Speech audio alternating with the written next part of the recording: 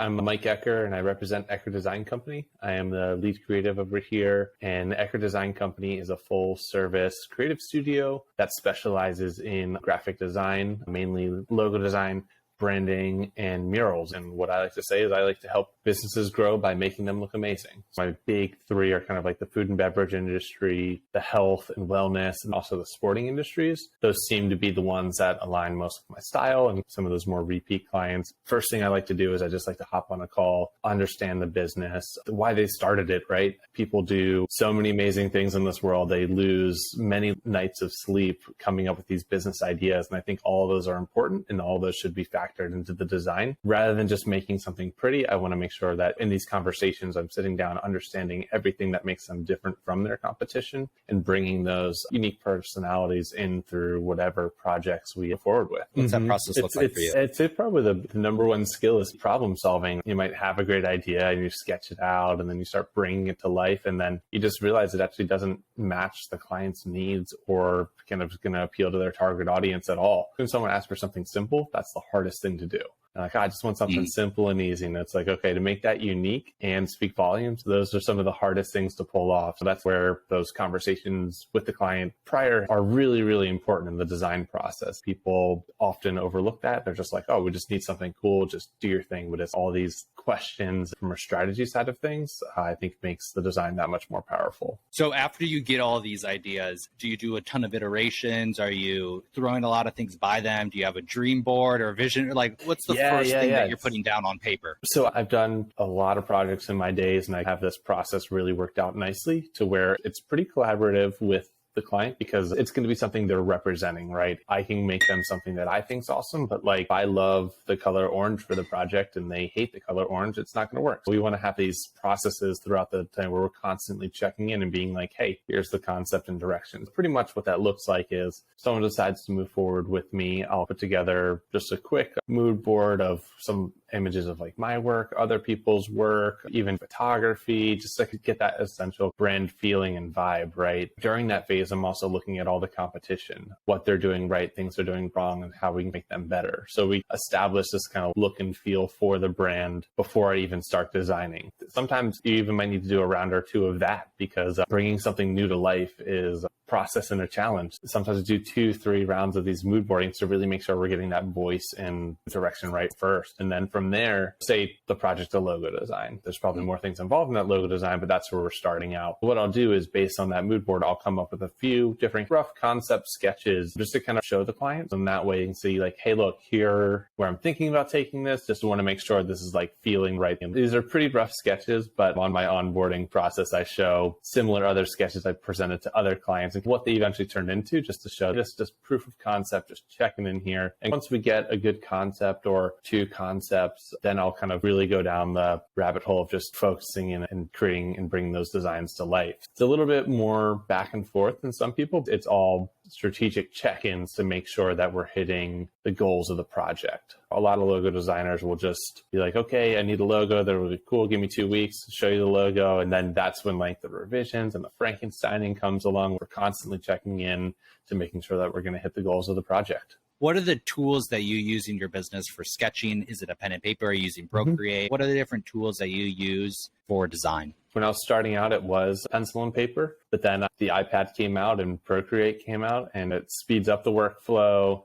It saves about, 100 trees just for myself a year. It also gives you these great time lapses afterwards, which are great, like success stories for the client to share with them too. So pretty much all of my ideas, whether I'm working on a logo, a website, flyers, I like to start out on kind of what I'm just going to call pencil and paper. That's really my iPad.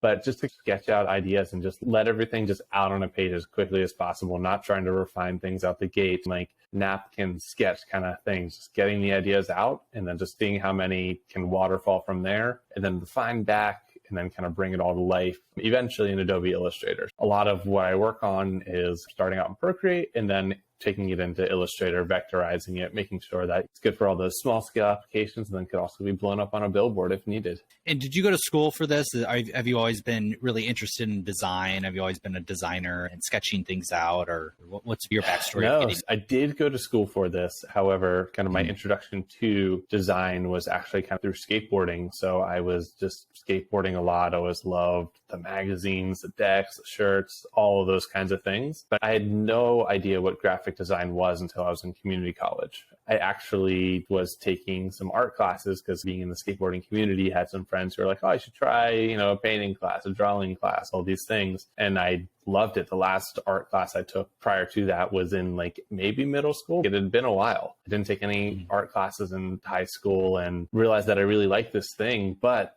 I was like, okay, how do you make money doing this? And then that's when I found the commercial side of art, which I found like graphic design to be one of the easier ways into it. I started studying that. I actually double majored in design and photography, which they kind of go hand in hand, but I chose the design route because I was like, you know what, this seems like a better career path for whatever reason.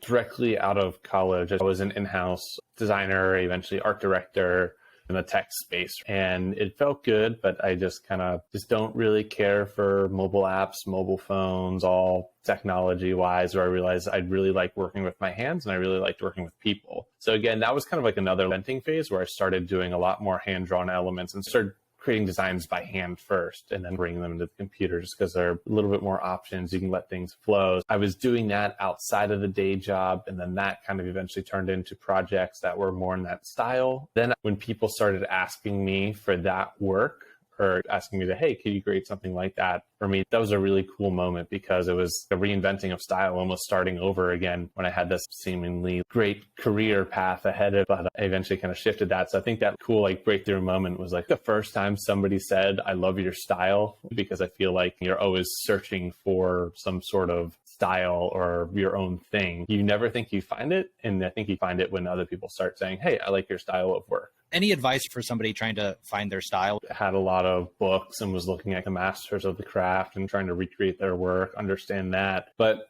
also know that like style, in my opinion, at least, comes from things outside of your profession too, or whatever you're trying to channel. For me, heavily influenced by skateboarding. I'm also a huge baseball fan. So taking those two things that seem like two opposites, and then there's like this design thing in the middle. And then I'm also interested in music. Your style is kind of a mashup of all those things. Take the things you like in each thing and then turn it into each other. So a lot of my work, even my logo, it's pretty much just a baseball script that I have just envisioned in my head from loving the script on the front of baseball jerseys my entire life. So that's just when I was like, okay, I got to design a logo for myself. That feels the most right to me. And then a lot of work, kind of people reference that logo and they're like, oh, we kind of like this. And then that's just how it comes around. One of the things that always trips me up is typography. Whenever I'm about to put a flyer out there and I have to do my typography, that's always where I get caught up and nothing ever looks good. Any help or advice for maybe learning about typography or how you go about using it in your business? It's kind of one of those things where it's a whole study in itself. I took 2 years of courses in college just about the hierarchy of type. So that is number one, is like, no matter what you're using, just always making sure that there's a hierarchy. If everything's the same size, nobody's going to be able to read it. So you're going to have your like H1, your body, and then the call to action. There's a lot of cool sites out there now who actually give you recommended font pairings if you're ever looking for some different ideas, if you're trying to get a little bit off brand and do something different. There's this week's font pairing, so you can look at those for some examples too. But yeah, styling type, that is just something that takes with years and years of training. I remember in our senior portfolio day, we had all of our work printed out and all these experts from the field came by and gave you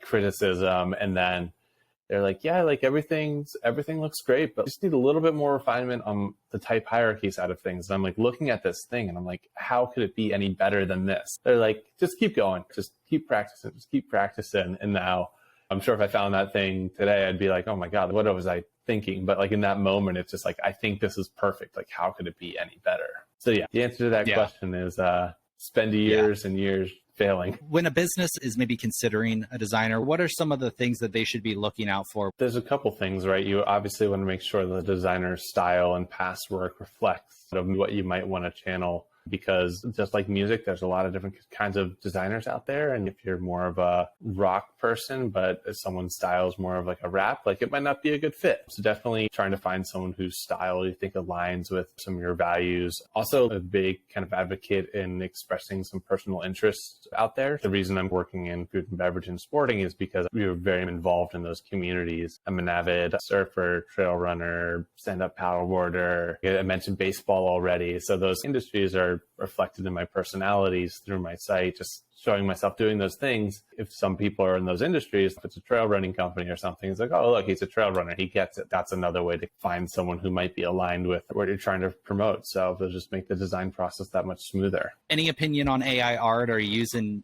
any of the AI art tools that are out there? And do you think you're going to be utilizing this as a designer in the future? I'm definitely trying to embrace these. A lot of people are running away from them. I have not found a way to integrate it into my workflow other than the copywriting side of things, which is another whole art in itself. But that is something that can often slow projects down a lot. So I've been actually recently using ChatGPT as a form of copywriting, just so I can get some placeholder information in there that's not lorem ipsum. I love lorem ipsum, but it doesn't touch on strategy. So it allows me to kind of help my clients see how they should attract their customers, being like, hey, this is kind of the language I'm thinking. Now just put your twist on it. How do people reach out to you? How do people connect with you? We'll make sure to put Mike's links below so you can check out his work. But what are ways that you'd like people to reach out to you if they're interested? If people are interested, the best way to get in touch with me is through my website. That is eckerdesignco.com. On that website, you'll find links to all my social medias. I'm pretty active on Instagram and also LinkedIn. If you do want to kind of stay in touch, I do have a pretty active newsletter as well, where I'm either putting out tips on how to design, also benefits of some design work, and then just helpful insights and knowledge too. So if you want to see my stuff come exactly to your inbox, that's one way to get in touch. So the email newsletter, Instagram, and LinkedIn too. Yeah. Cool. Well, we'll put them all down below. Really want to thank you for being on the podcast, Mike, today, and we'll have to have you back sometime. Yeah, I appreciate you having me, Alex. Thank you.